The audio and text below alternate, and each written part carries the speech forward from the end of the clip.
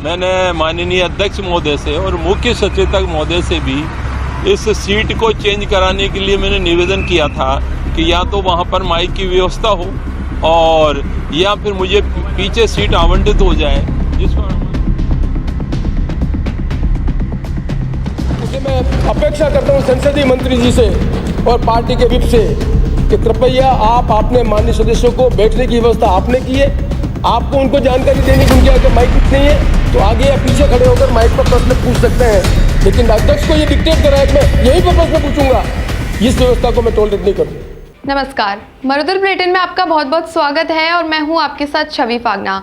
विधानसभा के बजट सत्र में एससी, एसटी और माइनॉरिटी के कांग्रेस विधायकों को बिना माइक वाली सीट देने का विवाद अभी भी शांत नहीं हुआ है। अब यह सामने आया है कि विधानसभा में कांग्रेस के जिन 26 विधायकों को बिना माइक की सीटें मिली, उनमें से 24 विधायक एससी, एसटी, माइनॉरिटी और ओबीसी वर्ग के हैं। इनमें से 5 एससी, एसटी, 4 मुस्लिम माइनॉरिटी, 1 जैन, 10 ओबीसी हैं। कोविड के कारण विधानसभा में की गई बैठक व्यवस्था में 45 विधायकों को बिना माइक वाली सीटें दी गई थी। उनमें से कांग्रेस के 26 विधायकों को बिना माइक की सीटें मिली थी। तो ये व्यवस्था मुख्य सचेतक की सरकार की तरफ से होनी चाहिए थी कि भाई हमें सीट अलॉटमेंट यहाँ की है, माननीय अध्यक्ष महोदय ने डांट के बिठा दिया। लेकिन हमारे जो मंत्री हैं वो भी मेरी लाइन में बैठे हुए हैं, वो भी शेड्यूल कास्ट के हैं। तो मेरा प्रश्न ये नहीं है कि मुझे नहीं बोलने दिया गया, सवाल ये उठता है कि जो मेरी लाइन में जो लोग बैठे हैं बीच में, जिसको गैलरी कह सकते हैं, उनके पास कोई व्यवस्था नहीं है, वहाँ पर्टिकुलर लोगों को क्यों बिठाया गया है। और पहली बार जो विधायक है वो मंत्री बना है, वो सही सुविधाएं ले रहा है। जो पहली बार विधायक है, दूसरी बार विधायक है, उनको बोलने के लिए जगह नहीं है, बैठने की जगह नहीं है।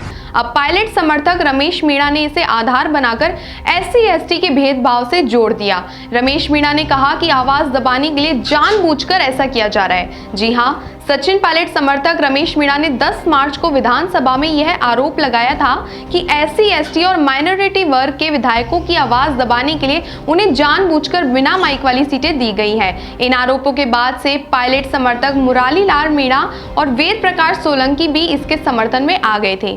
पहले सरकारी मुख्य सचेतक महेश जोशी ने कहा था कि एससी, एसटी और माइनॉरिटी कांग्रेस की बैकबोन है, आवाज दबाने का सवाल ही नहीं उठता। रमेश मीणा की नाराजगी दूर करने का प्रयास भी होगा, लेकिन अब महेश जोशी ने पूरे विवाद पर टिप्पणी करने से ही इनकार कर दिया है।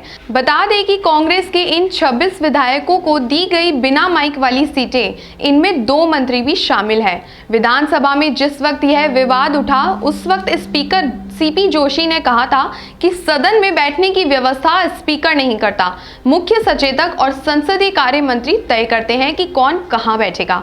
कोविड के कारण 1/3 सीटें विधानसभा में खाली रखी गई। इसकी वजह से कई विधायकों को माइक वाली सीटें नहीं मिली। सरकारी मुख्य सचेतक महेश जोशी का तर्क था कि कोविड के कारण की गई व्यवस्था के चलते किसी न किसी विधायक को बिना माइक की सीट पर बैठना ही पड़ता है। बीच सत्र में व्यवस्था बदलने से जोशी ने इनकार कर दिया था। अब विधानसभा के बजट सत्र की कार्यवाही अनिश्चितकालीन के लिए स्थगित हो चुकी है।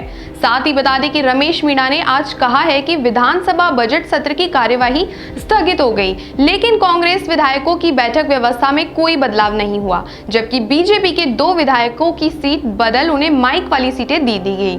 जो बीच सत्र बदलाव नहीं करने की बात कर रहे थे, वे बताएं भाजपा में कैसे बदलाव हो गया। बहरहाल इतने विवादों के बाद भी सभी की निगाहें अगले सत्र पर है।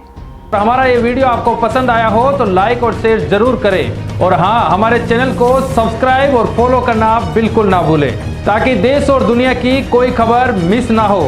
तो जुड़े रहिए हमारे साथ और देखते रहिए मरुदुल बुलेटिन, क्योंकि जिसकी कोई नहीं सुनता उसकी सुनता है मरुदुल बुलेटिन।